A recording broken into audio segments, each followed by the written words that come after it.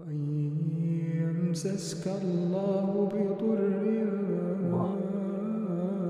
فلا كاشف له إلا هو، وإن يردك بخير فلا راد لفضله، يصيب